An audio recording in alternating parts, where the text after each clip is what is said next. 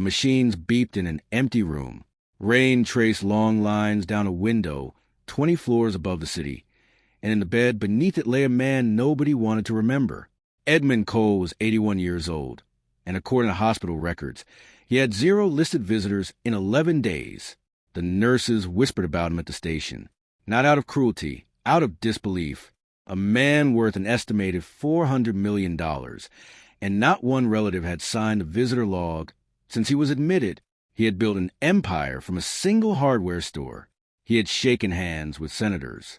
His name was on a wing of a university library, and now his room smelled like antiseptic and silence. And the only sound most nights was a soft click of the door as another nurse checked his vitals and left. They thought he would simply fade away, forgotten, the way rich men sometimes do when their money has already been divided up in everyone's mind. They had no idea what was coming. Down on the 3rd floor, in the housekeeping wing, a woman named Marisol Reyes pushed a cart of cleaning supplies to the hallway. Her 2-year-old son Mateo balanced on her hip, because the daycare had closed early and she had no one else to call. Marisol was 34. She worked 6 days a week at Ashford Memorial, scrubbing floors and changing linens, sending most of her paycheck to her mother back home, and keeping just enough to cover rent on a 1-bedroom apartment above a laundromat. Her husband had left 2 years earlier. She didn't talk about that. She had a scar along her left forearm from a kitchen accident she also didn't talk about, and a soft, tired kindness in her eyes that never seemed to run out no matter how long her shifts got. She wasn't supposed to bring Mateo to work. She knew that, but her supervisor had stepped out, and the alternative was leaving him alone in the break room, and she wasn't going to do that. So when she pushed her cart past room 2014 and Mateo squirmed to be put down, she hesitated only a second before setting him on his feet, holding his tiny hand, and continuing her rounds with him toddling beside her. The door to 2014 was cracked open. Mateo, curious the way only a 2-year-old can be, slipped his hand free and wandered before Marisol could stop him. "Mateo, no, Mijo, come back." She rushed in after him, already apologizing, already rehearsing the explanation she'd give if someone reported her. But the old man in the bed wasn't reaching for the call button. He was looking at the small boy climbing onto the visitor chair beside him, and for the first time in 11 days, something in his face had changed. "He's no trouble, I promise.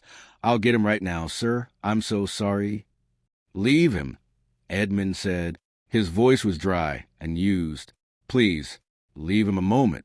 Mateo reached out and touched the old man's hand, the one with the 4 taped into it, and said something in half-formed toddler words that even Marisol couldn't fully translate. Edmund laughed.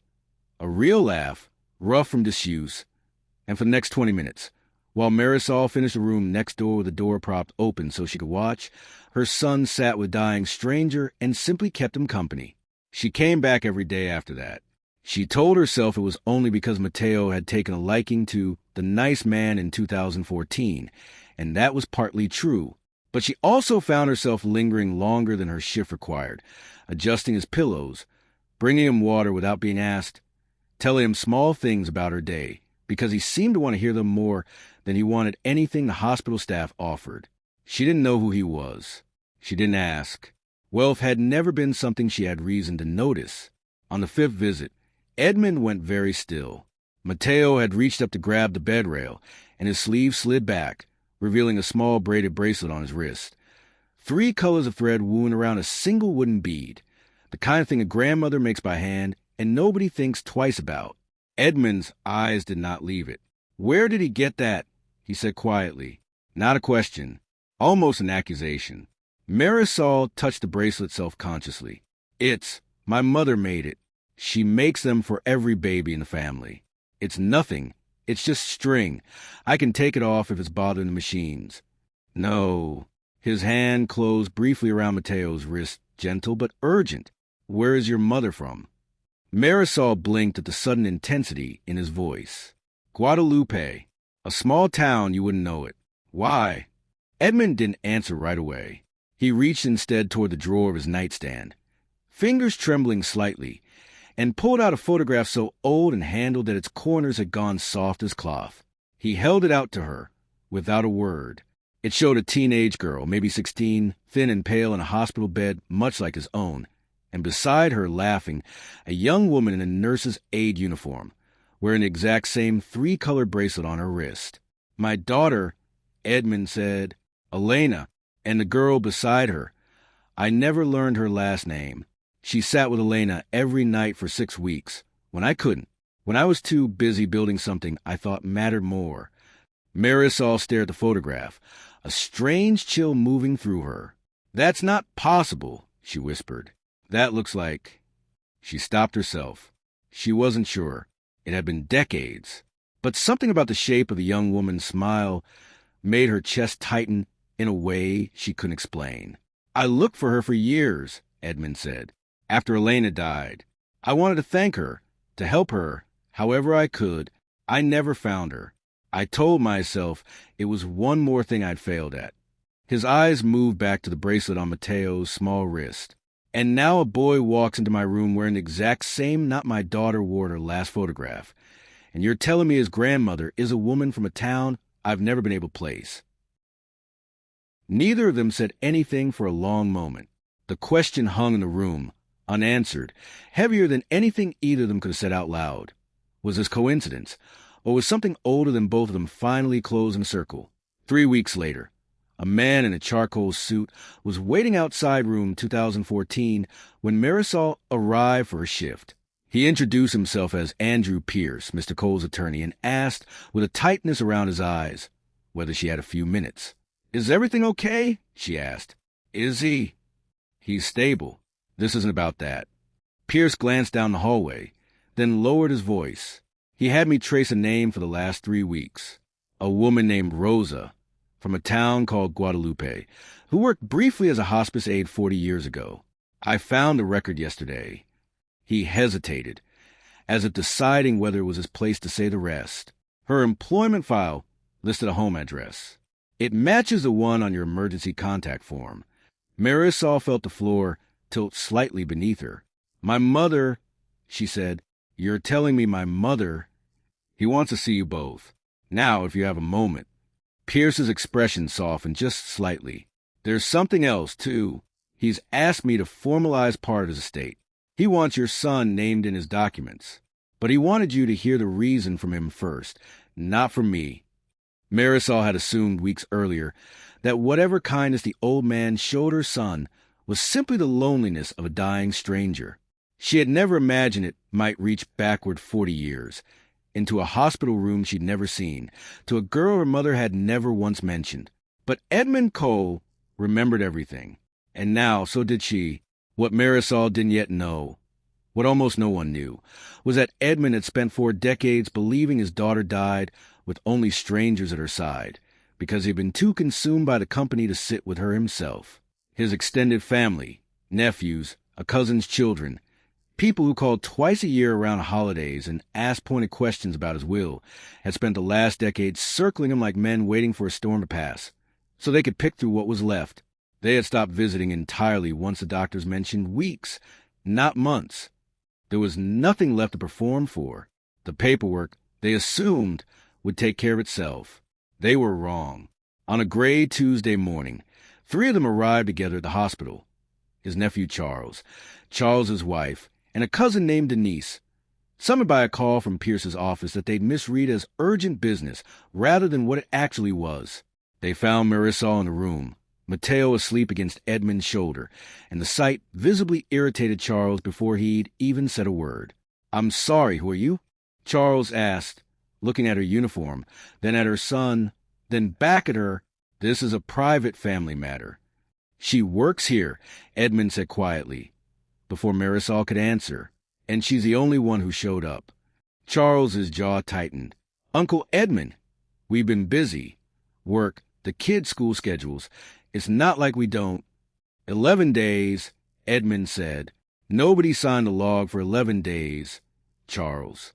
I counted everyone." The room went silent, except for the soft hum of the monitors. Pierce stepped forward and set a folder on the rolling table. "Mr. Cole has revised his estate. I wanted you all present when I explained the terms, so there's no confusion later."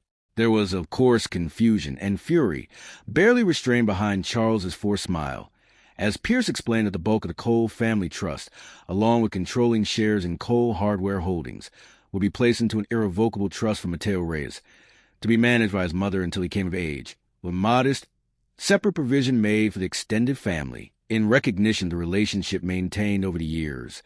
A sentence Pierce delivered without a trace of irony. Denise opened her mouth to object. Edmund raised one hand, just slightly, and she stopped. 40 years ago, Edmund said, my daughter Elena spent the last 6 weeks of her life in a bed not unlike this one. I was building the company. I told myself I'd sit with her when the deal closed. There was always another deal. His voice didn't rise, but it filled the room anyway. A girl named Rosa sat with her instead, every night, so Elena wouldn't be alone. I never got the chance to thank her. I never even learned her last name. His eyes moved to Mateo, asleep against Marisol's shoulder, the small bracelet loose on his wrist. Rosa is this woman's mother. I've spent 40 years trying to repay a debt I thought I'd lost the address to. I'm not going to lose it twice. I built all of this so it would matter to someone, he went on. For years, I thought it mattered to you. I was wrong. It mattered to a family who sat with a dying stranger for nothing, twice, 40 years apart, and never once asked what was in it for them. That's exactly why it should go to him. Charles left the room without another word. Denise followed. The folder stayed on the table. The signatures already dated for the following morning. Marisol sat frozen in the chair, Mateo still asleep against her chest, unable to process what she'd just heard. Mr. Cole, I wasn't trying to. I know, he said, and for a moment his eyes were wet. That's the whole point. Edmund Cole passed away 11 days later. This time, the room was full. Nurses who had grown fond of him. Pierce standing quietly by the door, and Marisol holding her son's small hand in hers as the old man's breathing slowed and finally stopped peaceful in a room that was no longer empty.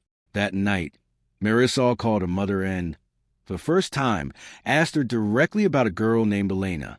There was a long silence on the line before Rosa answered, her voice thick. I think about her every year on this same week, she said. I always wondered what happened to her father. I made that bracelet the week she passed, Mija. I didn't know I still had the pattern until I made one for your Mateo. Marisol sat with the phone against her ear long after the call ended, understanding, finally, that the thread on her son's wrist had been tying two families together for 40 years before either of them knew it. Months afterward, a plaque was installed in the lobby of Ashford Memorial's new pediatric wing, funded by the Cole Family Trust. It read simply, in memory of the ones who show up. Nobody who reads it today knows the full story behind those words. But Marisol does.